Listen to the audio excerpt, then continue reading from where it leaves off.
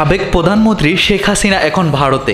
গত ৫ আগস্ট শিক্ষার্থীদের নেতৃত্বে ঘটে যাওয়া অভ্যুত্থানের জেরে বাংলাদেশ ছেড়ে দিল্লিতে আশ্রয় নেন তিনি। পুরো পৃথিবীর জানা এই ঘটনা যাদেরকে আজও ভাবাচ্ছে, তাদের ভাবনায় একটি অংশ জুড়ে আছে যে এই ঘটনা বাংলাদেশ ও ভারতের সম্পর্কের ভবিষ্যৎ কোন দিকে নিয়ে যাবে।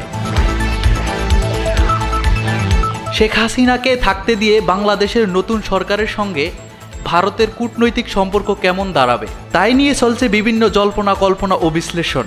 কূটনীতিবিদদের আশঙ্কা, বাংলাদেশের রাজনীতি এই মুহূর্তে যে অস্থির সময় পার করছে, সেখানে শেখ হাসিনাকে থাকতে দিয়ে তার দেশের সঙ্গে সম্পর্কের ভারসাম্য রক্ষা করা ভারতের জন্য কঠিন হবে।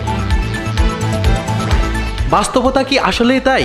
বাংলাদেশের অন্তর্বর্তীকালীন সরকারের পররাষ্ট্র উপদেষ্টার দায়িত্ব পাওয়া তৌহিদ হোসেন জানিয়েছেন যে শেখ হাসিনা ভারতে থাকলেও তার ফলে দেশটির সঙ্গে সম্পর্ক নষ্ট হওয়ার কোনো কারণ নেই। সম্প্রতি তার সঙ্গে সৌজন্য সাক্ষাৎ করেছেন ঢাকায় নিযুক্ত ভারতীয় হাইকমিশনার প্রণয় বর্মা।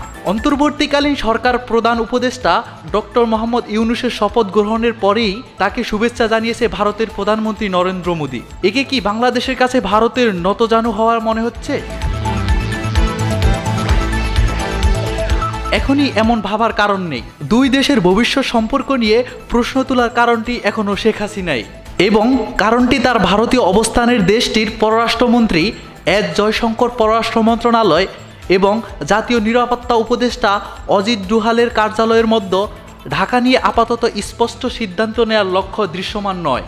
পররাষ্ট্র মন্ত্রণালয়ের উদ্যোগ দেখে মনে হচ্ছে ভারত তার উদ্বেগগুলো নিরসনে বাংলাদেশের অন্তর্বর্তীকালীন সরকারের সঙ্গে সম্পর্ক এগিয়ে নেওয়ার চেষ্টা করছে।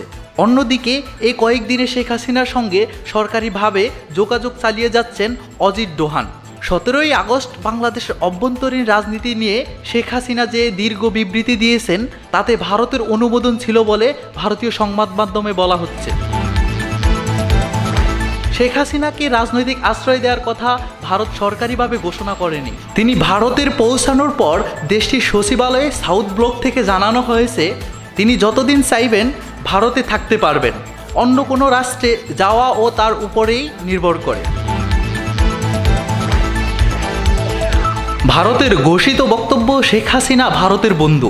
শেখ হাসিনার সঙ্গে বন্ধুত্ব ভারতের সঙ্গে বাংলাদেশের বন্ধুত্ব কি হাল করতে পারে তা নিয়েই মূলত এই উদ্বেগ। যে আন্দোলন থেকে এত কিছুর শুরু, সে আন্দোলনের অংশ নেয়া শিক্ষার্থী জনতা শেখ হাসিনার বিরুদ্ধে অভিযোগ তিনি ভারতের দিকে ঝুঁকে থাকেন। এই অভিযোগকে পুঁজি করে বাংলাদেশ ভারত বিরোধিতাকে শক্তিশালী করা হয়। পারস্পরিক জাতীয় স্বার্থের কথা মাথায় রেখে কূটনৈতিক সম্পর্ক নির্ধারিত হয়। এখানে ব্যক্তির স্বার্থের সাথে বন্ধুত্বের স্থান নেই। এসব কথায় এখন কূটনৈতিক আলোচনায় উঠে আসছে। শেখ হাসিনা বা তার দল আওয়ামী লীগের সঙ্গে এখন দ্বিপাক্ষিক সম্পর্ক করলে ভারতের জাতীয় স্বার্থ লাভবান হবে না, বরং ক্ষতিগ্রস্ত হতে পারে বলে আশঙ্কা প্রকাশ করেন ভারতীয় কূটনীতিবিদ। তাই বিশেষজ্ঞদের মতে এই মুহূর্তে ভারত সরকারের উচিত বাংলাদেশের বর্তমান সরকারের সঙ্গে কার্যকর সম্পর্ক শুরু করা, দেশটির সাথে সীমান্ত নিরাপত্তা, দেশটিতে ভারতীয়দের বিনিয়োগ ও বাণিজ্য নিরাপদ করা, দেশটির সংখ্যালঘু জনগোষ্ঠীর নিপীড়নের মতো বিষয়গুলোর দিকে ভারত সরকারের নজর দেওয়া উচিত। কিন্তু ভারতের নিরাপত্তা সংস্থার বড় অংশ বাংলাদেশে আওয়ামী লীগের কথাই এখনও ভাবছে। এটা ঠিক যে বাংলাদেশের রাজনীতির এমন ভাগবদল চমক জাগানোর মতোই। ভারতের কি এই চমক কাটিয়ে আরেকটু বুঝে শুনে সামনে আগানো উচিত?